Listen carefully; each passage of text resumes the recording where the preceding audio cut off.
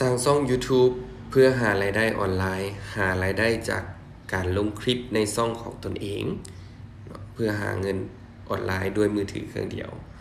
คลิปนี้จะมาสอนทุกคนเกี่ยวกับการสร้างช่อง YouTube เฮ็ดแบบใดเอาไปเบิ่งพร้อมกันเลยสบายดีเนาะพบกับช่อง Totty Studio เนาะยินดีต้อนรับทุกๆคนและก็ผู้ใดที่เข้ามาเบิ่งเข้ามาชมคลิปนี้เนาะก็ฝากทุกคนกดไลค์กด Subscribe เพื่อเป็นกำลังใจในการเฮ็ดคลิปเทคนิคดีๆออกมาแบบนี้ก่อนอื่นทุกคนต้องมีแอป Gmail ก่อนเนาะแอป Gmail หลังจากที่ทุกคนตั้ง Gmail ถ้าทุกผู้ใดที่บ่ฮู้วิธีตั้ง Gmail เนาะก็สามารถ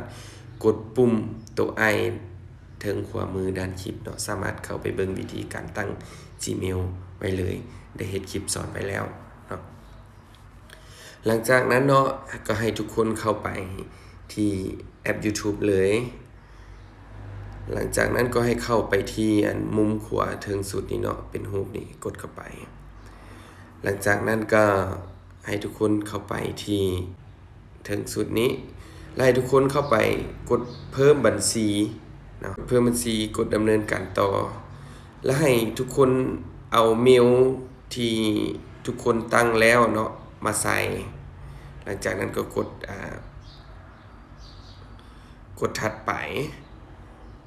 เนาะกดถัดไปแล้วก็ให้ทุกคนป้อนรหัสผ่านเนาะ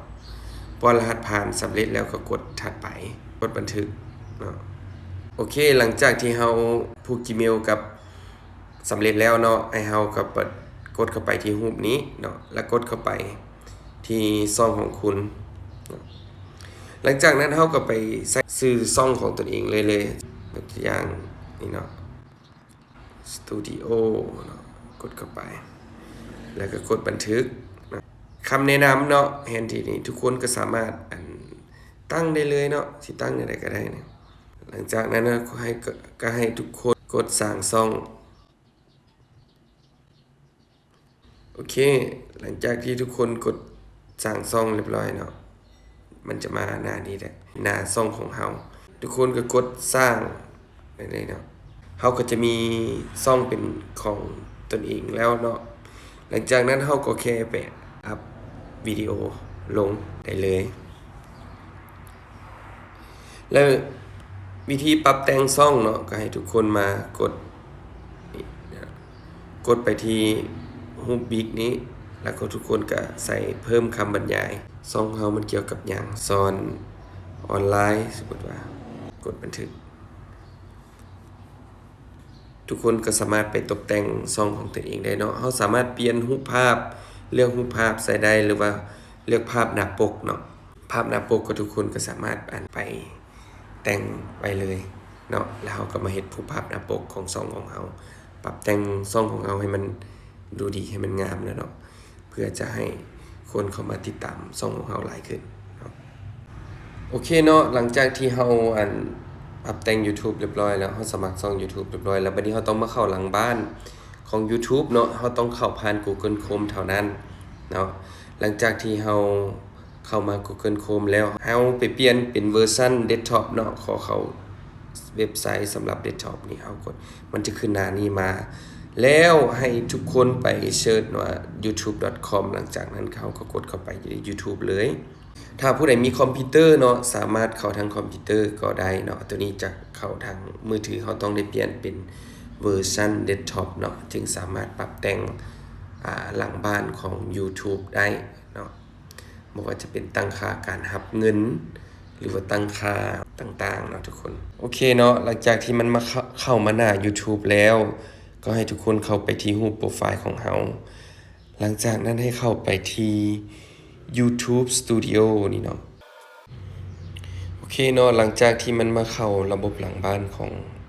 YouTube แล้วเนาะหลังจากนั้นเฮาก็ต้องมาตั้งค่าเนาะกดเข้ามาที่ลุ่มสุดนี้เฮากดเข้าไปที่ตัวตั้งค่านี้แล้วบัดนี้เฮาก็มาเลือกเนาะว่าเฮาจะรับสกุลเงินเป็นเงินหยังเนาะส่วนหลายก็จะเป็นเงินดอลลาร์เนาะเฮากดเข้าไปแล้วก็กดบันทึกแล้วบัดนี้เฮาก็กดเข้าไปที่ช่องเนาะช่องนี้เฮาก็กดเข้าไปที่เลือกประเทศเนาะ ตัวนี้เราจะเลือกเป็นประเทศลาวเนาะเพราะว่าตอนนี้ลาวเฮาก็มีเป็นพาร์ทเนอร์ในการเนาะ YouTube ได้เพิ่มประเทศลาวในการเป็นพาร์ทเนอร์ของ YouTube เราสามารถเปิดสร้างรายได้ได้เลยเนาะเฮาก็กดเพิ่มเนาะเพิ่มคำอธิบายเนาะเกี่ยวกับวิดีโอของเฮาเนาะเฮาก็สามารถเพิ่มได้เนาะแล้วแต่อันนี้แล้วแต่ทุกคนเนาะช่องของทุกคนเกี่ยวกับอีหยังเนาะเฮาก็ไปปรับแต่งได้เลยสิทธิ์ของเจ้าของช่องเนาะหรือว่าเฮาสามารถเชิญคนอื่นมาเชิญเมลคนเฮาสามารถใส่เพิ่มเมลสำรองใส่ได้เนาะหรือว่าเจ้าของช่องนั่นแหละโอเคหลังจากที่เฮาเพิ่มประเทศแล้วเนาะแล้วก็เพิ่มสกุลเงินแล้วหลังจากนั้นเฮาก็กดบันทึกได้เลยโอเคหลังจากนั้นเฮาถือว่าสำนี้เฮาก็ถือว่าเฮาสร้างช่อง YouTube สำเร็จแล้วเนาะเหลือต่อไปก็เหลือแต่เฮาสามารถไปลงคลิปให้ผู้ติดตาม 1,000 คนเนาะแล้วก็เวลาในการรับชมคลิปนี่เนาะ 4,000 ชั่วโมงเนาะจากนั้นเฮาก็จะมีขั้นตอนต่อไปอีกเนาะเดี๋ยวจะลงคลิปสอนไปแต่ละขั้นเนาะทุกคนให้ทุกคนไปลงคลิปของช่องของตัวเองให้ครบเนาะถ้าผู้ใดบ่เข้าใจจังใดก็สามารถคอมเมนต์ไว้ได้เนาะหรือว่าทักมาสอบถามได้เดี๋ยวจะทิมลิงก์เนาะข้อมูลติดต่อไว้ใน description นี้สำหรับผู้ใดที่บ่เข้าใจก็คอมเมนต์สอบถามเฮาได้เนาะใต้คลิปวิดีโอนี้เนาะแล้วฝากกดไลค์กด Subscribe ไว้เด้อจะได้บ่พลาดเนาะคลิปดีๆจะมาอัปเดตให้ทุกคนสำหรับคลิปนี้ขอขอบใจและก็สบายดี